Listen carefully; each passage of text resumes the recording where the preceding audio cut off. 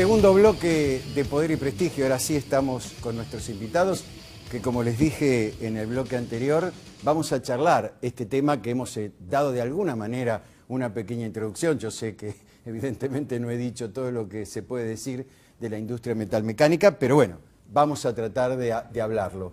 Para ello yo traje también algunas plaquitas para tenerlas como disparadores para el inicio de nuestra charla, de nuestro debate, con respecto al mismo estudio de medición industrial.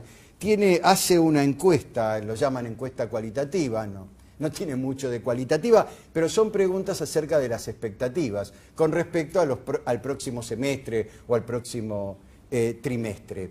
Entonces esto implica fundamentalmente que estas expectativas que tiene el total de esta muestra, habrá que ver cómo impactan o cómo la analizan nuestros invitados con respecto a la industria metalmecánica. Por eso hoy tenemos con nosotros, para hablar de este tema, y empiezo por mi derecha, a Augusto Santucho. Augusto es titular de FAMetal Aceros. Además, ¿tenés algún tipo de trabajo institucional?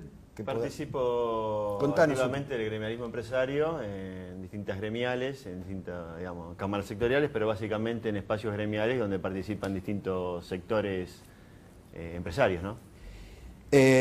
Luego Aldo Loruso, titular de Taller Baigorria, también con actividad gremial empresaria, ¿no? Sí, soy secretario general de CAMIMA, de la Cámara de la Pequeña y Mediana Industria Metalúrgica. Y participo también en la Confederación General Económica de la República Argentina. Perfecto. Y también tenemos, para que no sea todo más de lo mismo, a un economista que nos va a acompañar. ¿Cómo te va? Gracias, bienvenido. Estoy hablando de Juan Ignacio Fernández, economista de Oikos Buenos Aires. Sí. Contanos un poquito, ¿qué es Oikos? Es una incipiente consultora de macroeconomía y finanzas. Ajá, una incipiente consultora de macroeconomía y finanzas. Así que bueno, ya estamos acá, bienvenidos, gracias por aceptar este debate.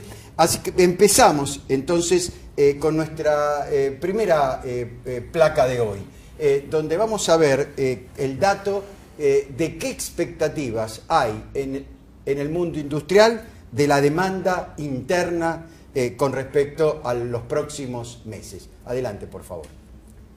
Ahí la tenemos, la placa. Entonces, la demanda interna para el 51.7% de los entrevistados, que son los mismos que contestan este estimador mensual industrial, va a mantener un ritmo estable, no piensan que haya grandes cambios para el próximo trimestre. El 27.2% hablan de una tendencia a la baja y un 21.1% prevé un aumento. ¿Esto qué significa para ustedes? ¿Está representando lo que ustedes viven en su sector, esta encuesta que hace el INDEC?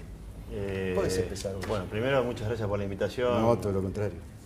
Mira, el tema de estas encuestas es como para cualquier digamos, persona que puede estar viendo el programa, cuando ve que la inflación del mes anterior fue por ahí del 2,3% y fue a la carnicería y de 95 pesos la carne pasó a 140 y no entiende por qué, digamos, el indicador indica un 2,3. Bueno, acá ocurre lo mismo. La mayoría de las empresas pymes estamos a la mitad de la producción que teníamos el año pasado. No es que estamos un 5,4 menos, un 2,8, un 10,3. La realidad es que el sector está devastado. Algunas empresas posiblemente siguen a un ritmo de producción no tan bajo, digamos, como otras que obligadamente en el sector pyme, obligadamente vos tenés que ir regulando tu producción porque no tenés espalda financiera y económica o como para soportar vaivenes muy largos. Hay otras empresas más grandes que por ahí sí pueden, digamos, producir stock, pero en algún momento van a parar la línea. Digamos, y esas son las que por ahí tiran los indicadores para arriba. Ahora, si me preguntás a mí, yo soy de los que están dentro del 27% de la planilla que mostraste, que creen que la situación va a empeorar. Pero, digamos, la conclusión que saco no es pesimismo puro, sino es un análisis de la realidad. Digamos, el mundo cambió, hace muchos años que el mundo cambió, y hoy en un país como Argentina, o como Estados Unidos, o como Alemania, o como Japón, comprar la materia prima para producir algunos productos es más caro que el producto terminado comprándolo en el sudeste asiático. Bajo esa lógica, por más que me regalen la mano de obra, me regalen los impuestos, me regalen la logística, no soy competitivo. Entonces, el mundo es distinto. El sudeste asiático ocupó un lugar en el sector industrial que antes no existía.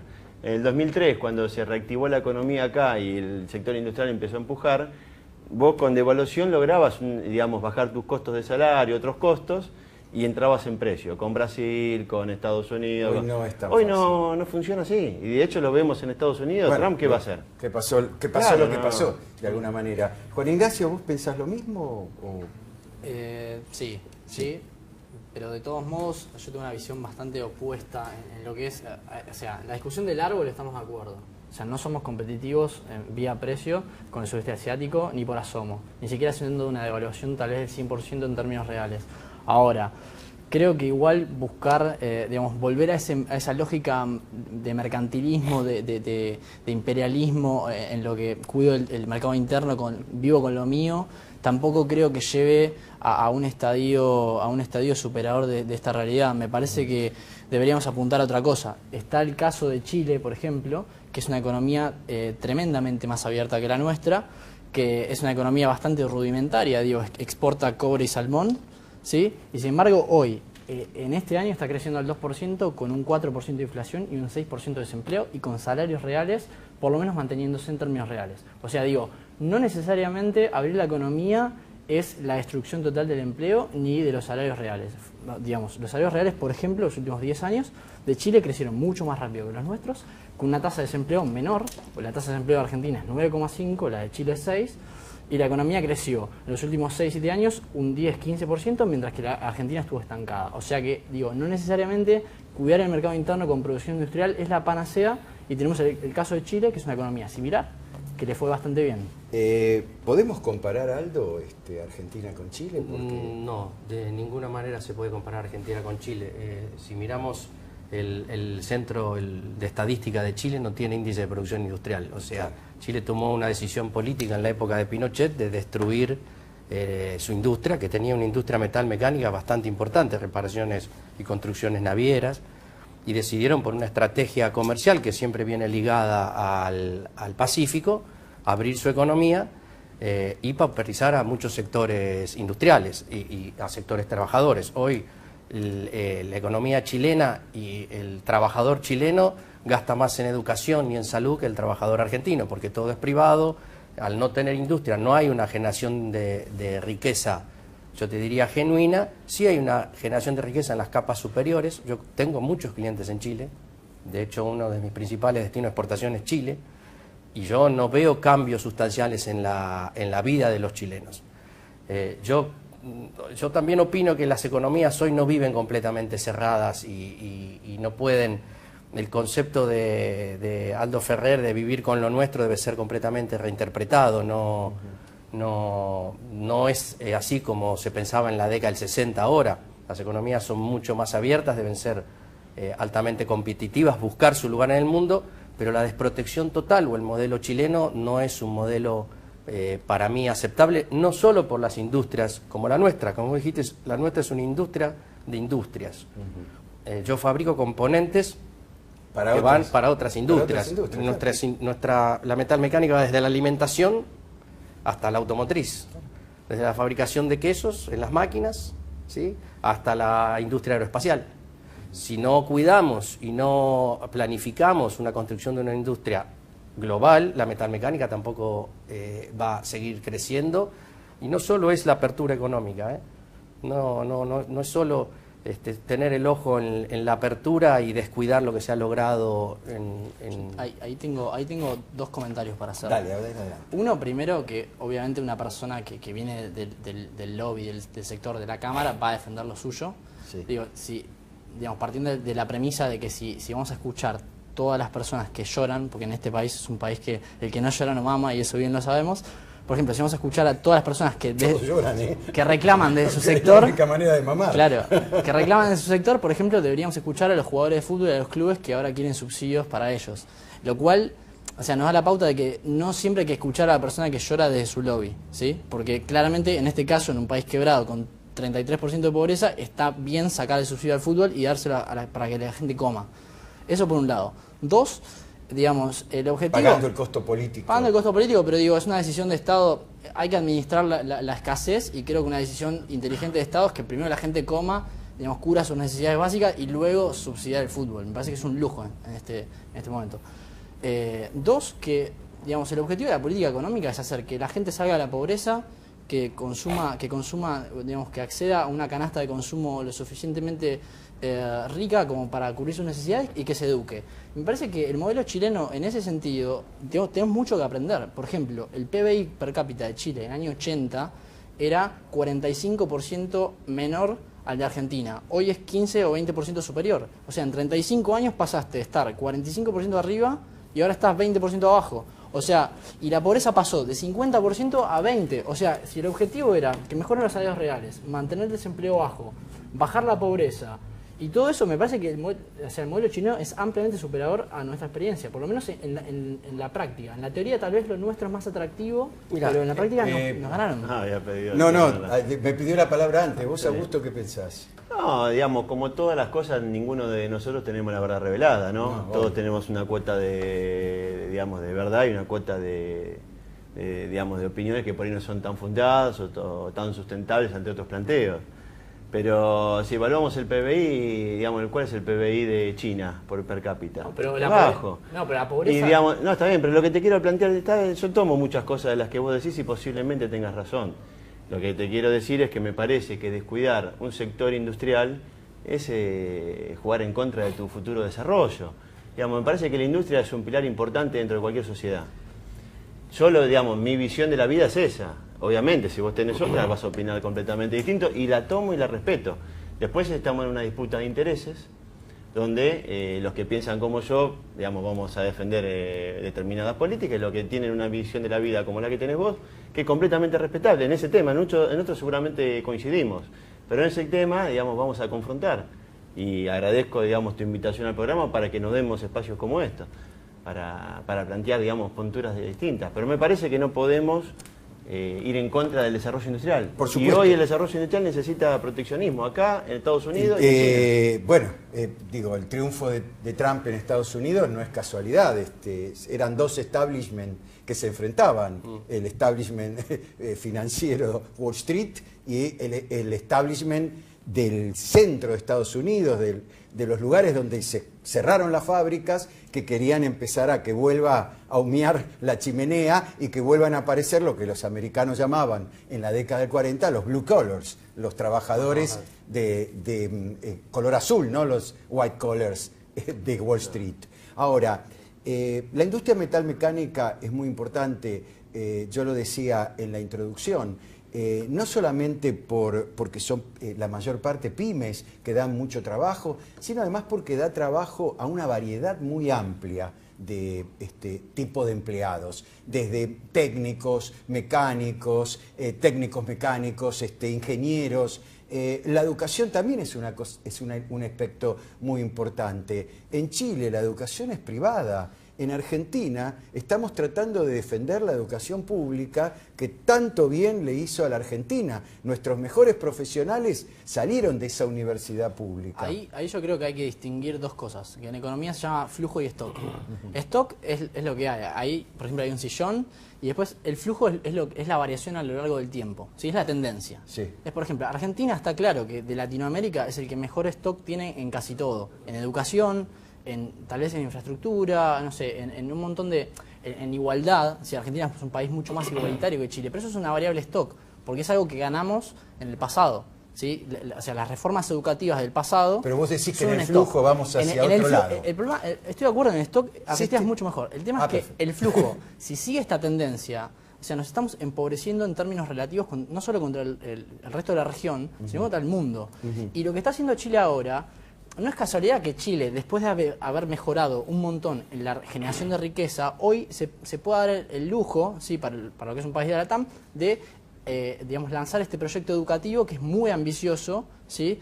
Como de hacer más pública y más universalista la educación. Y Chile, si sigue esta tendencia, nosotros vamos a perder tal vez el último bastión que tenemos como país de la LATAM, que es la educación, donde claramente llevábamos la cabeza. Pero el tema es que si sigue esta tendencia no va a ser tal. Chile en 10 o 15 años. Espera, Perdón. Bueno, a ver, acá estamos para poner en claro. Adelante. En principio, yo como representante de Cámara, la verdad que nunca, y no me siento una persona que viene a llorar por o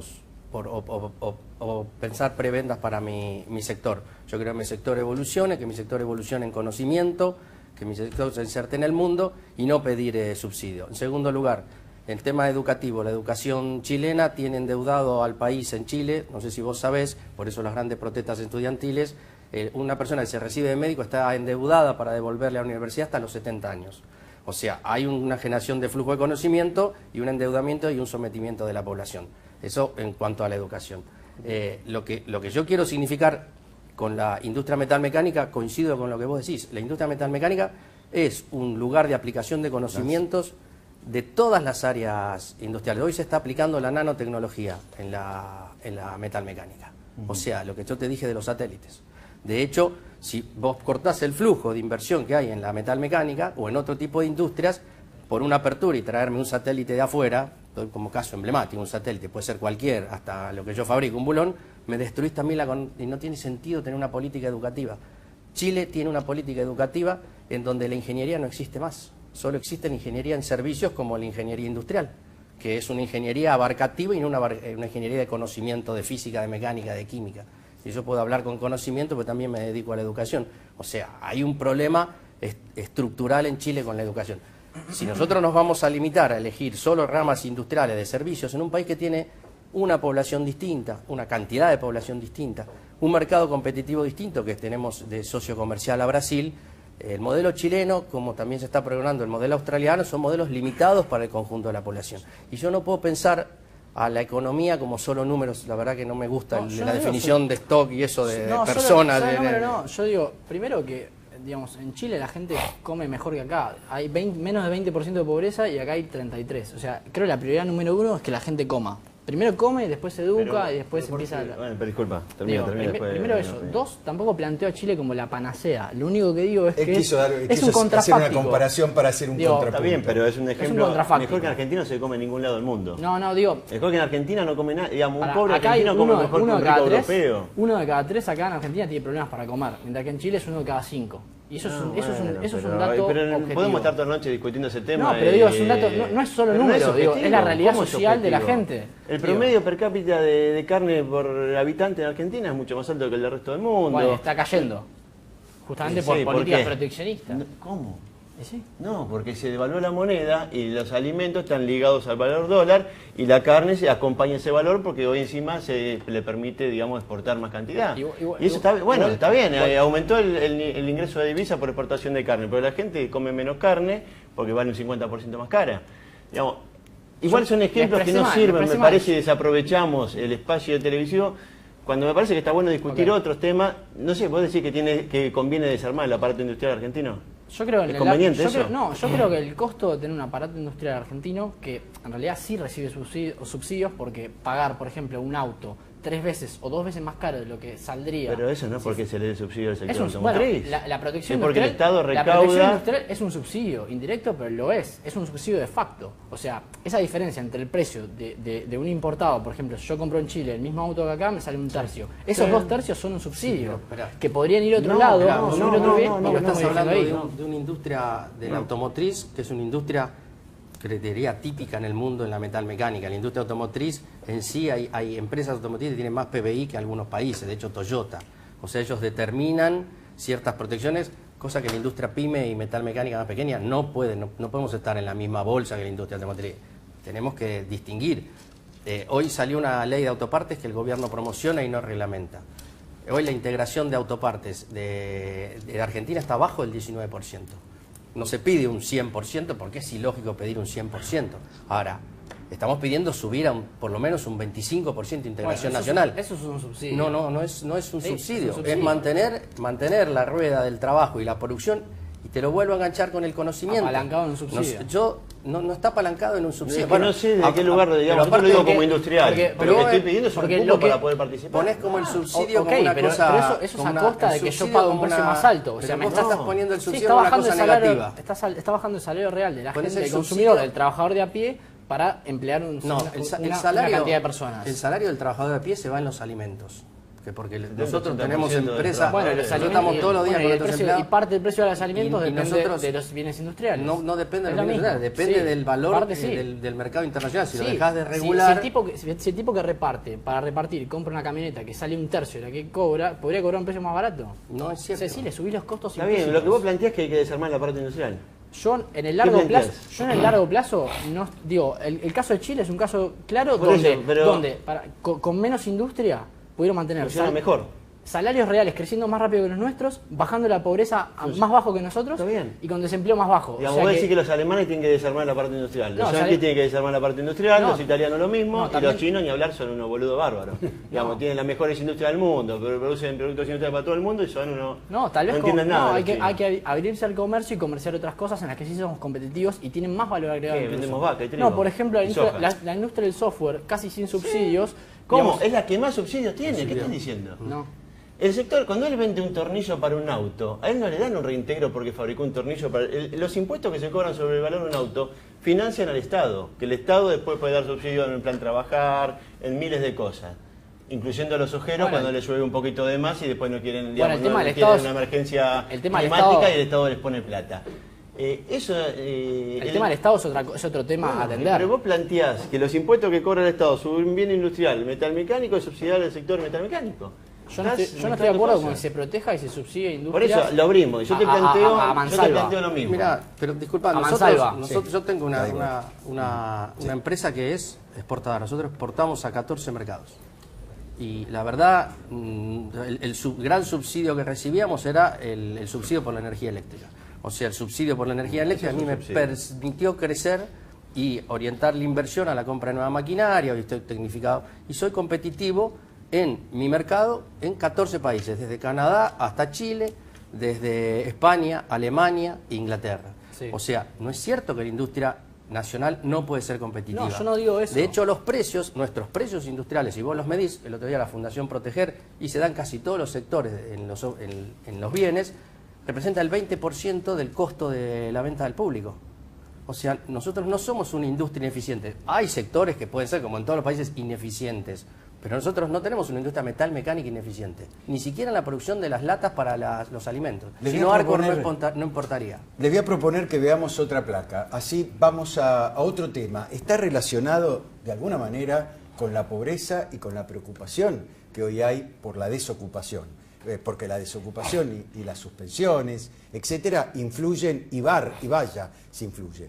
Por eso estamos viendo en esta placa cómo están percibiendo los industriales. Siempre digo, estamos hablando en general, esto es del estimador mensual industrial. ¿Cómo va a venir la tendencia, la expectativa del personal? ¿Se visualizan cambios con respecto al futuro con esta situación que hay hoy? Que está la industria más bien echando gente, suspendiendo, quitando horas extras, 81,4% dice que sí. Va a bajar 10,3% y anticipa un aumento, un crecimiento del trabajo apenas un 8,3%. ¿Qué opinan ustedes de estas opiniones? Está en línea con la opinión anterior. No hay perspectivas hoy de las empresas que han despedido de volver a contratar personal. Hay una chatura en el mercado porque las expectativas, la gente empieza a caer en la realidad de cuál es la orientación política y económica del gobierno. Los que tenemos industrias hace muchos años ya vivimos este proceso de desindustrialización. Por lo tanto, es casi... ¿Esto vos lo definís como un proceso de Sí, desindustrialización? sí, es un proceso de desindustrialización nuevamente como en la década del 70, como en la década del 90. Es un claro... Ayer hablaba, te doy anécdotas que a veces sirven. Hablo con un colega y cerró la fábrica, no cerró, trabaja 2 días por semana, estaba mirando televisión en su cama, proveedor en Córdoba, de parte de automotor, estaba mirando la televisión y puso el dinero en plazo fijo. Ya lo escuché, ¿no? Sacás de la producción, lo pones en un plazo fijo, ganás el 26%, el 20%, el 19%, no tenés ningún esfuerzo, mirás televisión.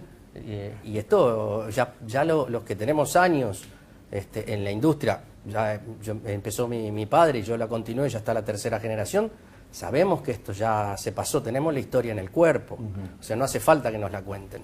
Aparte se está dando un proceso que es más rápido que los anteriores. Lamentablemente yo con 36 años también viví la década del 90. Digamos, tenemos muchas, ya con 36 tengo una gimnasia como la de que tiene una persona de más edad. La crisis del 2001. Y lo que está ocurriendo hoy en día, que como todos tenemos en claro que es lo que, no todos, ¿no? Hay gente que piensa de distinta manera, pero muchos, digamos, estamos considerando que el modelo económico que se está aplicando hoy en día no está favoreciendo el desarrollo industrial. Entonces todos enseguida desaceleramos. Ya nadie está apostando a que esto puede llegar a levantar. Entonces desinvertís, retirás plata, pagás deudas, cancelás cosas que tenés dolarizadas, el que se retira de la empresa porque consigue otro trabajo no lo reemplazás.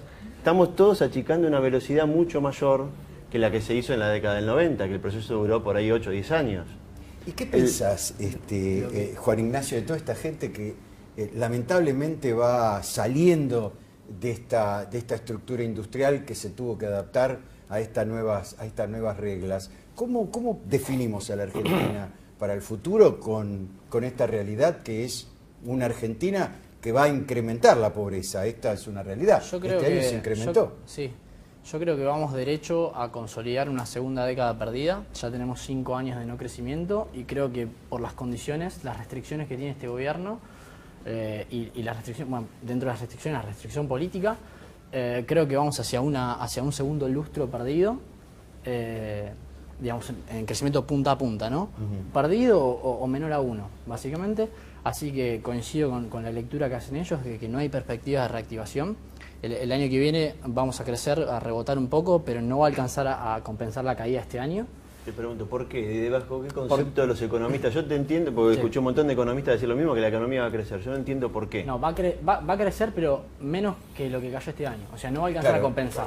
O sea, este año vos... Porque fue un año muy malo, entonces en la comparación año a año tenés un rebote. Se te reactiva la obra pública, algunos drivers hay, pero en el agregado va a ser un año mediocre, ¿sí? Y el otro año más mediocre todavía. Ahora, las razones de esto, no sé, ahí tal vez no coincida, pero yo creo que las principales causas del deterioro general de la economía son, primero, el atraso cambiario. Estamos a niveles, en salarios en dólares, estamos a niveles casi en los 90, lo cual sabemos que no somos competitivos con estos salarios en dólares. Ante una apertura liberada, exacto, ¿no? O sea, si vos combinas una apertura con este nivel de tipo de cambio real, estás condenado a algo similar. Pero a los si 90. a mí me regalaran los suelos, tampoco soy competitivo. Bueno, también. Hoy hablaba con un textil, él compra la materia prima acá para procesar un tejido que se fabrica, un no tejido, con lo que se hacen los barbijos. Él paga acá el costo del kilo puesto en su fábrica, $1.60.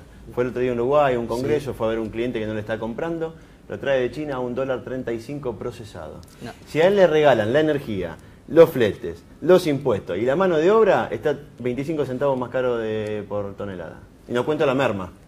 Eso seguro. Bueno, ¿cómo hace? Bueno, primero tenés el tipo de cambio súper atrasado a nivel de los 90 o muy cerca. 2, tenés los costos laborales e impositivos, digamos, en niveles récord para el privado registrado, estamos en niveles récord de la historia argentina y muy por encima de otros países de la región incluso. O sea, la presión tributaria para el industrial o el que está en blanco en Chile, por ejemplo, es 25% y otros países 30, 35. Argentina está en más de 40. El tiempo nos corre. Okay. Última placa. Les voy a mostrar unos números con los cuales podemos cerrar esta charla. ¿Saben por qué? Porque acá tenemos las expectativas para un tema importante, que es la utilización de la capacidad productiva de una fábrica. Anticipa un ritmo estable, 70.9%, vislumbra caída casi 20% y casi 10% prevé un aumento de las... Aldo, ¿qué pensás vos de esto? Para mí todas las placas están en línea. Anticipa ritmo estable es después de la caída. O sea, ya más caída no es posible. No hay, no es posible que haya. Es esta inflación. Esta inflación, estamos en una etapa de inflación. Pero se dio por decisiones económicas de no coincido, no había margen. No había margen. A ver. ¿Era esto o tenías era esto o una inflación del 80% con una corrida cambiaria? Yo no puedo pensar que los seres humanos tengan margen, o sea, en blanco o negro. No. Siempre hay grises y hay formas de hacer las cosas de distinta manera. Esto fue muy brutal, por eso tenemos esta caída, por eso tenemos el proceso de industrialización. Es una decisión política. Yo no critico al gobierno porque toma estas decisiones políticas y económicas.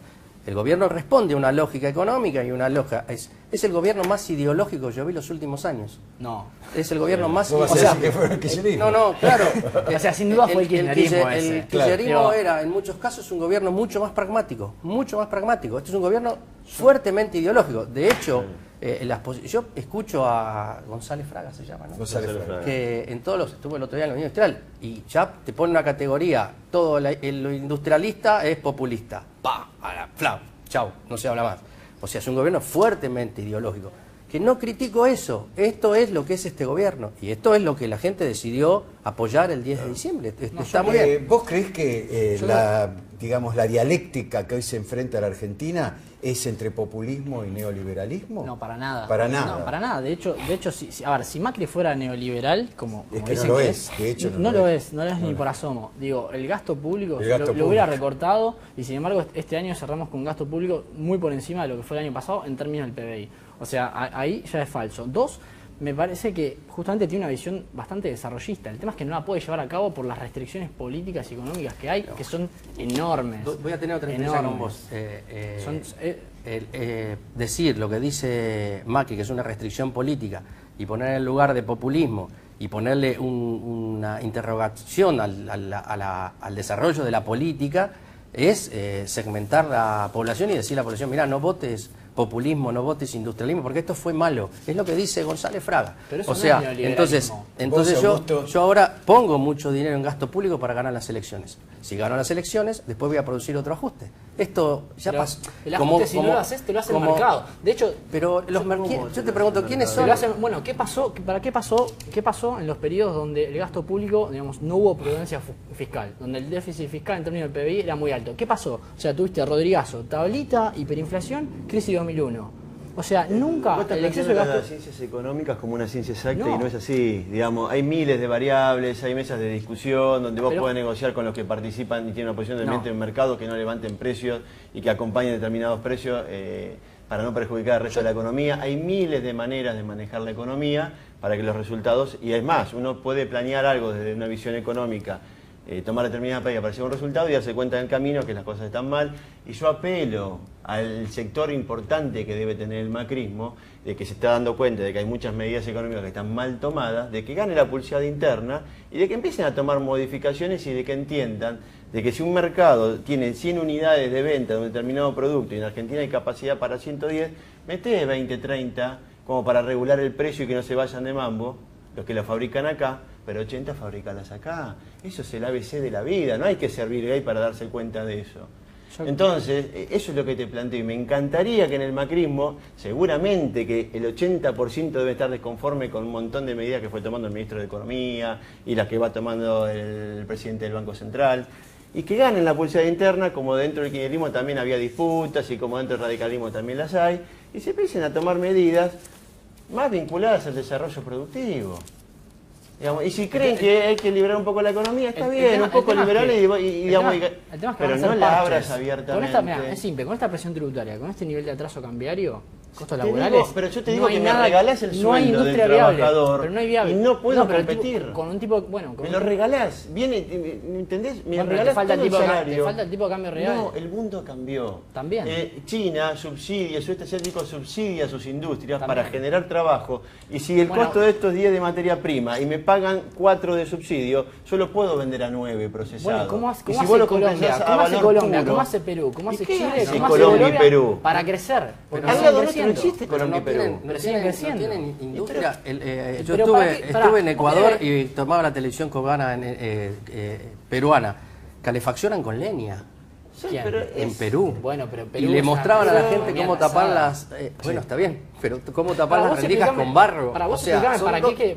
¿Cuál es el objetivo de tener industria? Decime, o sea... Primero, la industria No, pero- redistribuye de manera más justa la riqueza de un país. En todos lados, hasta en Alemania. Bueno, para falso, porque acá en Argentina quisimos hacer política ¿cómo industrial. falso? Pará, ¿Desde qué lugar decís que en es Argentina, falso? quisimos hacer política industrial los últimos 70 años y sin embargo la distribución de ingresos empeoró. O O sea, No, en los últimos 30 años la distribución de ingresos estamos quedó. Los discutiendo tengo en que el parar. aire, Se nos acabó el tiempo. Tendríamos que tener 2 horas de programa. Simplemente les quiero Y agradecer. el Bull para ir chequeando datos también. Porque yo te digo que se duplicó. Listo, ya está. Te lo traje, ahora te lo paso. Y bueno, Después después de cámara, pero me interesaba pásense que los estaba teléfonos viendo, y no. sigan discutiendo. Mientras tanto, yo los tengo más que agradecerles. Nosotros La a vos. próxima vez vamos a hacer un programa de 2 horas para discutir estos temas que realmente son apasionantes. Les agradezco que hayan estado acá, porque estas discusiones enriquecen a la Argentina. Y bueno, vamos al último corte y después al cierre del programa.